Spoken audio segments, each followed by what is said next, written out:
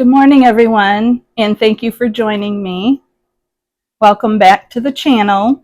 This morning, I'm going to be doing something a little bit different, so I will not be in this setting. I will be in a different setting. So stay tuned to find out where I go. So welcome, everyone, to my kitchen. I did not go very far. I just went around the corner. You might have seen our dining room table in some of my past videos. So I walked past that and right into the kitchen.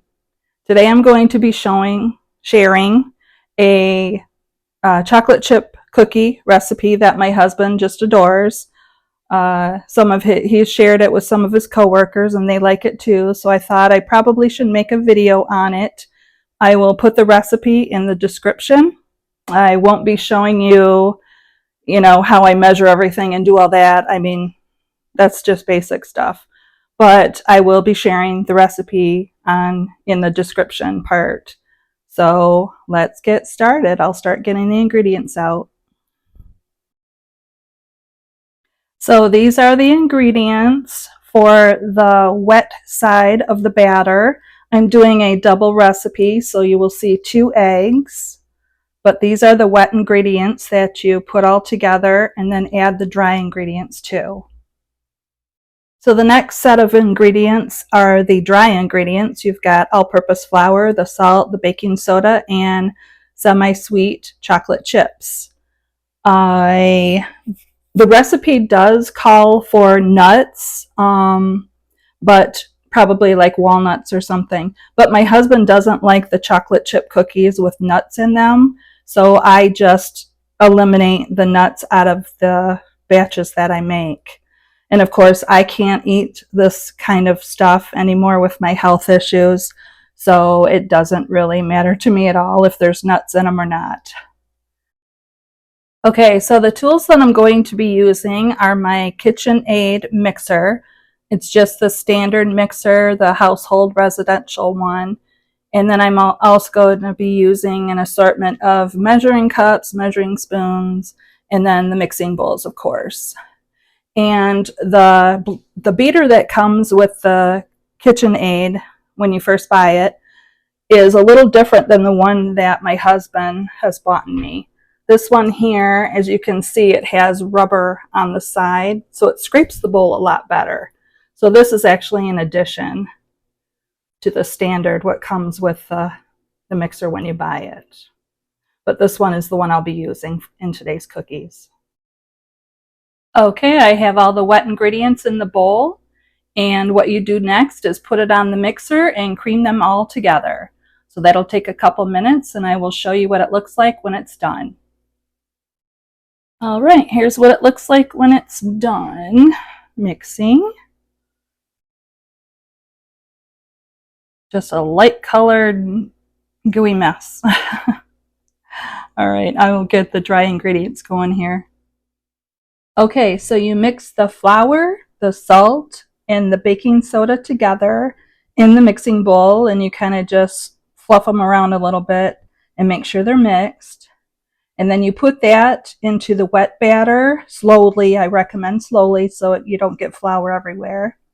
And then after that's like pretty much mixed together, then I add the chocolate chips. I don't do them right now because a lot of the items, I guess, that you put in there previously don't mix well if you do that, just from my experience. So I wait till it's almost completely mixed together, and then I add the chocolate chips. So here's the cookie dough after you mix all the dry ingredients into the soft ones, or wet ones, I should say. So I'm going to be adding the chocolate chips, and I'll show you what that looks like. And here's the finished dough. Now, while I'm getting the other things out, I actually set this in the refrigerator to set a little bit. All right, I've set up my little cookie station here. I have a baking stone that I'm going to be cooking them on. It is a Pampered Chef stone. I believe it's just their regular baking sheet pan item. I do have a piece of parchment paper on top of that just because it's easier to take them off of the cookie pan with the spatula if you have a parchment paper between there. You will also need, of course, your oven mitt so you don't burn your little hands because those stones get hot. And then you'll need a spatula and a cooling rack. I set them on the cooling rack, and as I'm, I guess, rotating each batch, putting them on, once I put a fresh batch onto the cooling rack, I take the old one, not the old ones, the ones I previously baked, and put them in just one of these storage containers. And it keeps them fairly moist, you know, so they don't get rock hard. He doesn't like rock hard cookies, my husband, so I tend to undercook them probably, but then I do let them sit on the pan. When I pull them out of the oven after each batch is done, I cook them for 11 minutes. I bake them for 11 minutes. I take them out, set them on. There's actually a hot pad underneath the cookie sheet right now, but I put them on that hot pad, and then I let them sit for another minute before I remove the cookies and put them on the cooling rack. And then as I'm getting the next batch, I'll get the batter out of the fridge, the dough, and then I'll pop them on the pan and then put it back in the oven and do, you know, the next for 11 minutes. And then when that one's done, I remove the cookies from the cooling rack and put the new ones on, or put the new ones on and then remove, whichever I am in the mood for. So I will start that process, and when I get a batch made, I will show you what they look like.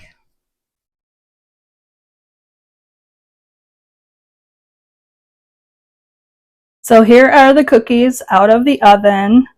I ended up, because this is the first batch, I ended up putting them in for 12 minutes because it takes a little bit for the baking stone to warm up, but once it warms up, it's hot. So now I've got the timer set for 1 minute. They'll sit on the pan for 1 minute, and then I'll remove them to the cooling rack. Okay, so here are the cookies on the cooling rack. I will have to get the next batch. As you can see, my pan is empty. I wanted to show you though, because over by the oven, they looked very light colored, and I wanted to show you that they are actually lightly golden color. So that's what you want if you want a softer cookie. Just this real light color. And then I put them in the storage container, and they stay good, and the 2 batches last my husband maybe a week. Depends on how much he shares them. So I will get the next batch going. I'll get the batter out of the fridge and keep working on them.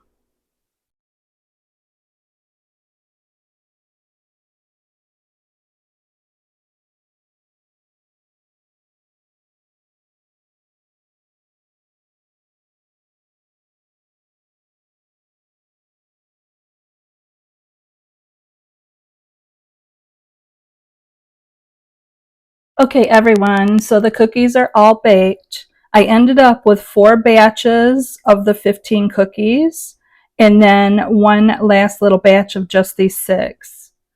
So quite a few cookies for Dan to take. Thank you everyone for watching the video. If you liked what you saw, would you please hit that little like button for me? Please subscribe, hit the notification bell so you will get videos as I put them out. And if you have any comments or questions, would you please leave them down below? And thank you again for watching the video. Bye.